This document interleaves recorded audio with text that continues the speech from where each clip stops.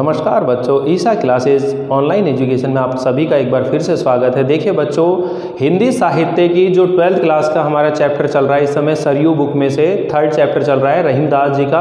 और इससे पहले वाला जो वीडियो था उसके अंदर हम लोगों ने रहीमदास जी का जीवन परिचय पूरे विस्तार से ढंग से सीखा है। जो 4 नंबर का इस बार आपका क्वेश्चन आएगा, अगर आप पूरे को ढंग से याद कर लेंगे तो वो पूरे के पूरे नंबर ही आपको उसमें मिलेंगे।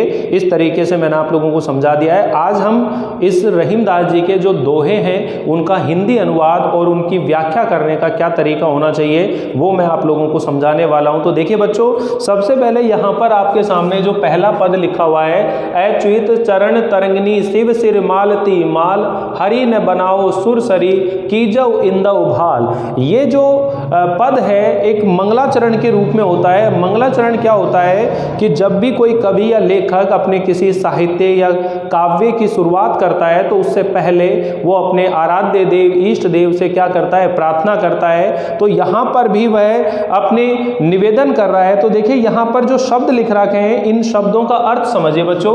अच्युत जो शब्द है इसका मतलब होता है विष्णु भगवान। इसका अर्थ क्या होता है बच्चों, विष्णु होता है, ठीक है, विष्णु शब्द होता है इसका अर्थ। और अगर हम बात करें, ये विष्णु हो गया, ठीक है। चरण तरंगिनी, यानी कि चरण तरंगिनी का मतलब होता है चरणों से निकलने वाली जो गंगा है। तरंगिनी यानी कि विष्णु भगवान के चरणों से निकलने वाली जो गंगा है। शिव सिर यानी कि भगवान शिव जी, शिव का मतलब यहाँ पर शिव है, भगवान शिव जी के सिर पर मालती के फूलों की माला के समान क्या है, सुशोभित है। यानी कि भगवान विष्णु जी के चरणों से निकलने वाली जो गंगा है, भगवान शिव जी के सिर पर मालती के फूल जो होते हैं उसकी माला के समान क्या है, सुशोभित है। हरि न बनाओ सुरसरी, सुरसरी का मतलब ही क्या हो गया आपको, देखिए सुरसरी का मतलब होता है गंगा नदी। सुरसरी का मतलब क्या होता है बच्चों, गंगा नदी। तो इसका अर्थ लिख लेने गंगा नदी। और हरि न बनाओ, तो वह निवेदन कर रहा है कि मुझे विष्णु ना बनाओ, मुझे कीजौ इंदौ भाल, मुझे तो शिव बनाओ। कीजौ इंदौ का मतलब है इंदु, मतलब चंद्रमा। इंदौ का मतलब ही क्या होता है, चंद्रमा है मस्तक पर जिसके अर्थात भगवान शिव जी। इंदौ भाल किसको कहते हैं, इंदौ भाल चंद्रमा है जिसके भाल पर मस्तिष्क पर, वो कौन है, शिव जी भगवान है। तो यहाँ पर देखिए एक पौराणिक काव्य की एक कहानी के माध्यम से ये कहा गया है कि मंगलाचरण के रूप में गंगा के प्रति उन्होंने भक्ति भाव व्यक्त किया है और साथ ही में गंगा नदी की जो महिमा है उसको लेकर के आस्था व्यक्त की है। और कवि रहीमदास जी कह रहे हैं कि हे माँ गंगा, हे माँ गंगा, यहाँ पर देखिए ये संबोधन सूचक शब्द लग रहा है, हे माँ गंगा, कि मुझे हरि न बनाओ, मुझे विष्णु ना बनाओ, मुझे तो शिवजी बनाओ। क्योंकि शिवजी ने जब गंगा नदी का इस धरती के ऊपर अवतरण हुआ था तो आप उस समय जो गंगा नदी है उसको भगवान शिवजी ने अपनी जटाओं में यानी अपने सिर में उसको धारण किया था उसके वेग को रोकने के लिए। तो देखिए यहाँ उसी चीज़ को यहाँ पर कह रहे हैं, कवि रहीमदास जी कहते हैं कि हे माँ गंगा, आप विष्णु भगवान के चरणों से निकलती हैं, आप भगवान विष्णु जी के चरण तरंगिनी यानी भगवान विष्णु जी के चरणों से निकलती हो और भगवान शिव जी के सिर पर मालती के फूलों के समान क्या हो, सुशोभित हो। यानी कि मालती के फूलों की माला की तरह क्या हो, शोभित होती हो। इसलिए जब आप मेरी मुक्ति करें, यानी कि मुझे इस देवलोक में, यानी जब मुझे इस संसार में मुक्ति मिले और जब मैं देवलोक में जाऊं तो मुझे विष्णु भगवान मत बनाना, मुझे तो शिवजी बनाना, ताकि मैं तुम्हें अपने सिर के ऊपर धारण करूं। तो देखिए ये गंगा नदी जो है उसे भारत की एक ऐसी पवित्र नदी माना जाता है जिसमें स्नान करने से मनुष्य के सभी पाप जो है मुक्त हो जाते हैं। तो जो कवि रहीमदास जी हैं वो इस चीज़ को कहते हैं कि हे माँ गंगा, कि मुझे भगवान विष्णु जी के चरणों से निकलने वाली जो गंगा है, ठीक ठीक है, जिसको भगवान शिव जी ने अपने सिर पर क्या करा है, धारण किया है, अपने सिर पर मालती के फूलों की तरह उसको क्या कर लिया, धारण कर लिया है। इसलिए जब भी मुझे मुक्ति मिले, जब भी मुझे इस सांसारिक जीवन से मुक्ति मिले, तो हे माँ गंगा मुझे विष्णु मत बनाना, मुझे तो भगवान शिव बनाना, ताकि मैं सदैव तुम्हें अपने सिर पर क्या कर सकूं, धारण कर सकूं। तो इस तरह यहाँ पर कवि रहीमदास जी ने एक मंगलाचरण के रूप में गंगा के प्रति, गंगा नदी के प्रति अपना भक्ति भाव व्यक्त किया है। तो देखिए यहाँ पर एक पौराणिक कथा का वर्णन किया है कि गंगा नदी भगवान विष्णु के चरण नख से निकलती है। ऐसी पौराणिक कथाओं के अनुसार माना जाता है कि जो गंगा नदी है वो भगवान विष्णु जी के चरण में जो नख है, नाखून है, वहाँ से निकलती है और भगवान शिव जी ने अपनी जटाओं में, अपने सिर में उसे धारण कर रखा है। तो यहाँ पर जो कवि रहीमदास जी हैं वो गंगा नदी के प्रति अपनी श्रद्धा भक्ति को व्यक्त करते हुए इस बात को कह रहे हैं कि हे माँ गंगा, तुम भगवान विष्णु जी के चरणों से निकलने वाली हो तथा भगवान शिव जी के सिर पर मालती के फूलों के समान सुशोभित हो। इसलिए जब भी मुझे इस जीवन से मुक्ति मिले तो मुझे विष्णु मत बनाना, मुझे तो शिव जी बनाना, शिव बनाना। ठीक है, इंदा उभाल कीजो, इंदा उभाल, तुम मुझे इंदा उभाल यानी कि इंदु मतलब चंद्रमा है जिसके मस्तिष्क पर अर्थात भगवान शिव बनाना, ताकि मैं सदैव तुम्हें अपने सिर पर धारण करके रहूं। तो रहीमदास जी की गंगा के प्रति जो भक्ति और आस्था है वो यहाँ पर व्यक्त हुई है। और अगर हम लोग अलंकारों की बात करें तो अनुप्रास अलंकार है यहाँ पर, ठीक है, और तत्सम प्रदान शब्दावली का प्रयोग किया गया है। तो जब भी यहाँ हम इस बात को लिखेंगे तो देखिएगा बच्चों, यहाँ पर गंगा के प्रति श्रद्धा व आस्था व्यक्त की गई है। ठीक है, गंगा के प्रति श्रद्धा व आस्था व्यक्त की गई है। तो यहाँ पर ये शब्द बिल्कुल क्लियर हो जाने चाहिए क्या क्या चीज़ है। अब ये जो सेकंड पद है यहाँ पर देखिए, अमी पियावत मान बिनु। अमी का मतलब होता है यानी अमृत की बात होती है, अमी पियावत। ठीक है, यहाँ आप लोगों के जो कंपलसरी हिंदी है उसके अंदर भी इसी तरह का एक पद है, मान सहित विष खाए के शंभु भये जगदीश, बिना मान अमृत पिए राहु कटायो शीश। तो ये आप लोगों ने पद इनका सुना होगा कि यदि मान सम्मान के साथ व्यक्ति को जहर भी पीने को मिले तो उसे पी लेना चाहिए, लेकिन बिना मान सम्मान के अगर अमृत भी पीने को मिले तो भी उसे नहीं पीना चाहिए। यानी कि जिस जगह पर, जिस स्थान पर हमारा मान सम्मान नहीं है, उस स्थान पर हमें चाहे कितने भी सुख सुविधा से रहना पड़े, लेकिन फिर भी वहाँ रहना नहीं चाहिए। और अगर मान सम्मान के साथ हमें दुखों में भी रहना पड़ रहा है तो भी वहाँ रहने में कोई दिक्कत नहीं है। तो अमी का मतलब है अमृत। अमी का मतलब क्या है? अमी पियावत मान बिनु। अगर कोई अमृत पिलाता है मान सम्मान के बिना, रहीमन मोही न सुहाए, तो रहीमदास जी कहते हैं मुझे बिल्कुल सुहाता नहीं है, अच्छा नहीं लगते। और मान सहित मारीबो भलो, और मान सम्मान के साथ अगर मुझे मार दिया जाए तो भला है, जो विष दे बुलाए, जो मुझे बुला करके अगर विष दे देता है, जहर दे देता है तो भी ये भला है। तो इस दोहे के अंदर मान सम्मान रखने की भावना का आदर करने के लिए कहा गया है। यानी रहीमदास जी कहते हैं कि कोई मुझे मान सम्मान दे करके अगर बिना अमृत पिलावे मुझे अच्छा नहीं लगता है। यदि कोई सम्मान के साथ बुलाकर विष भी दे दे तो सम्मान पाने से मरना भी अच्छा है। तो कहने का मतलब है मान सम्मान मिलने से स्वाभिमान की क्या होती है? रक्षा होती है। इसलिए मान सम्मान के लिए बड़े से बड़ा त्याग करना भी उचित होता है। तो आप यहाँ पर इस पद के अंदर ध्यान रख लेंगे कि इस पद में मान सम्मान रखने की भावना का आदर। दूसरा जो पद है मान सम्मान रखने की भावना का आदर करने को कहा गया है। यदि कोई व्यक्ति मान सम्मान के साथ जहर भी देता है और उस जहर से मरना भी पड़े तो उसके लिए भी हमें तैयार रहना चाहिए। लेकिन बिना मान सम्मान के अगर कोई अमृत पिलाता है तो भी उसे पीना उचित नहीं है। जैसे एक पौराणिक कथा के अनुसार अगर अपन देखें कि जब समुद्र मंथन हुआ था तो वहाँ पर 14 रत्न निकले थे, तो उसमें जो प्रथम रत्न था वह कालकूट विष था, जहर था। तो सारे देवतागण जब उस कालकूट के घड़े को लेकर भगवान शिव जी के पास जाते हैं और उसे निवेदन करते हैं, तो इतने सारे लोग जब मान सम्मान दे रहे हैं तो भगवान शिव जी ने उस जहर से भरे हुए जो कलश होता है उसको पी लिया और उन्होंने उनके गला जो है उस जहर से क्या हो गया था, नीला पड़ गया था। इसीलिए उनको क्या कहा जाता है, नीलकंठ कहा जाता है। तो यहाँ पर मान सम्मान रखने की भावना जो है, किसी का मान सम्मान रखने की जो भावना है उसका आदर करना चाहिए, इस बारे में यहाँ पर बताया गया है। अमी पियावत मान बिनु रहीमन मोही न सुहाए, कि अमृत को बिना मान सम्मान के पिलाता है तो रहीम दास जी कहते हैं यदि कोई मुझे बिना मान सम्मान के अमृत पिलाता है तो भी मुझे अच्छा नहीं लगता है। लेकिन अगर मान सम्मान के साथ अगर मुझे कोई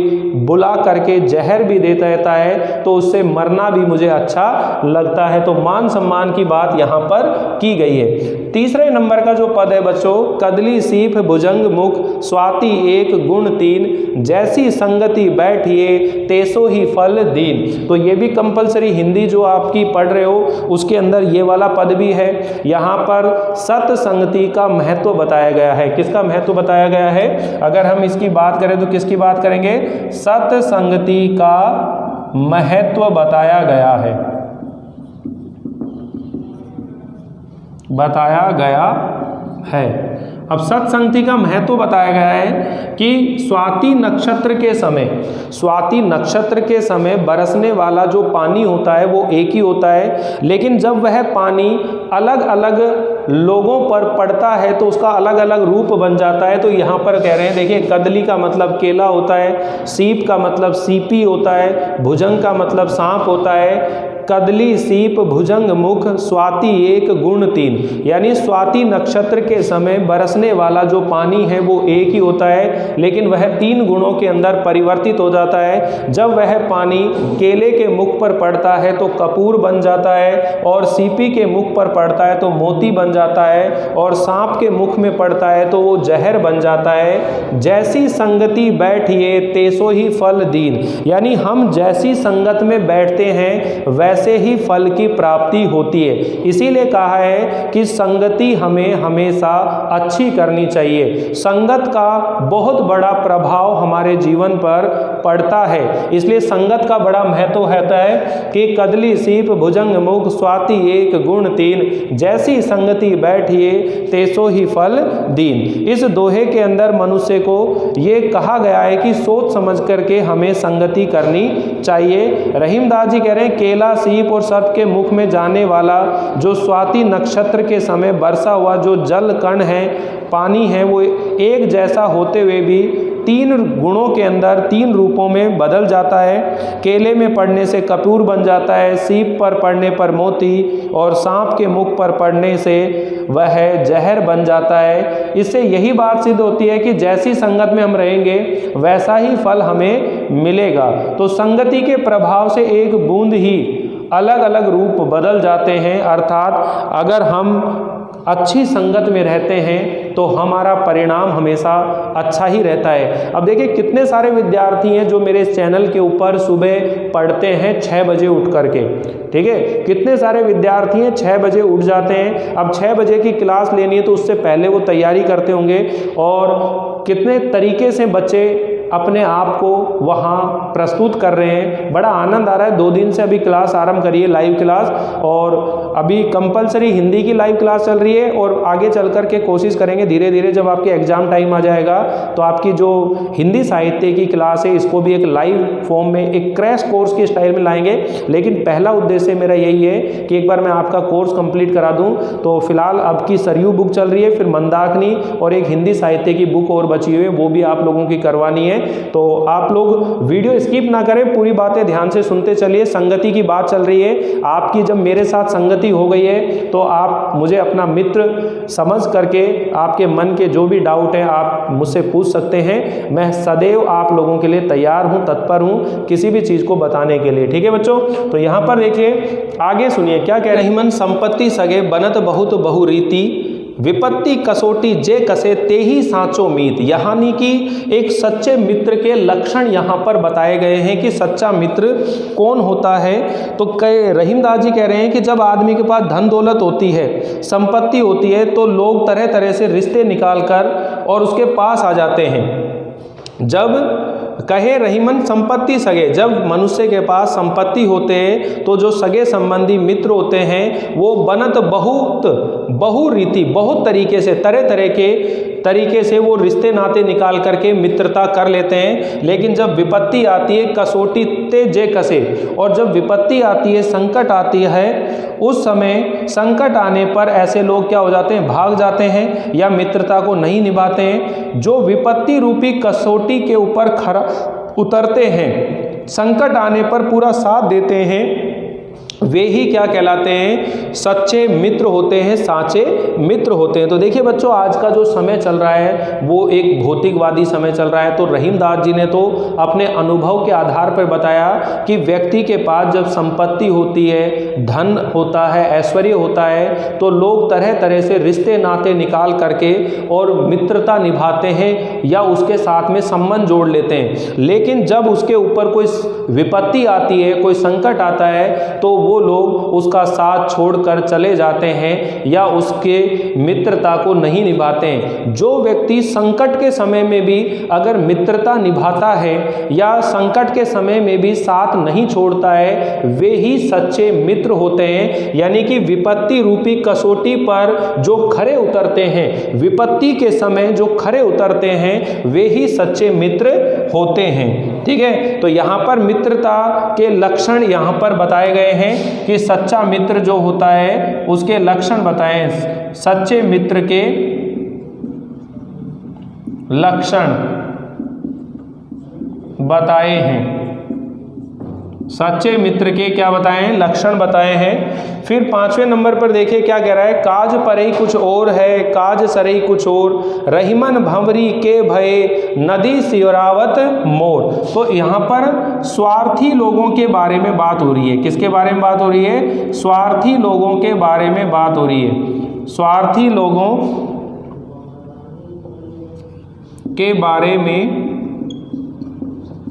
बताया है कि जो स्वार्थी लोग होते हैं वो जब उनका कोई स्वार्थ होता है, यानी जब काम पड़ता है तो उनका जो व्यवहार होता है वो अलग तरह का होता है, लेकिन जब काम निकल जाता है तो उनका व्यवहार अलग तरह का होता है। तो कह रहे काज परे कछ और है, यानी जब व्यक्ति को काम पड़ता है तो उसका जो व्यवहार होता है या उसका जो तरीका होता है वो अलग तरह का होता है, वो तरह तरह से मान मनुहार करता है, मनाता है। लेकिन जब काज सरई, जब उसका काम निकल जाता है, कुछ और है, कछु और है, यानी कि जब उसका व्यवहार बिल्कुल अलग तरह का हो जाता है। यानी जब व्यक्ति को काम पड़ता है, मतलब होता है, स्वार्थ होता है, तो तरह तरह से मान सम्मान देता है, मान मनुहार करता है। लेकिन जब कार्य निकल जाता है, मतलब निकल जाता है, तो उसका व्यवहार बिल्कुल ही बदल जाता है। तो काम पड़े कुछ और होता है। रहीमन भंवरी के भये नदी सिरावत मोर, यानी रहीमदास जी कहते हैं विवाह के समय, भंवरी का मतलब क्या है,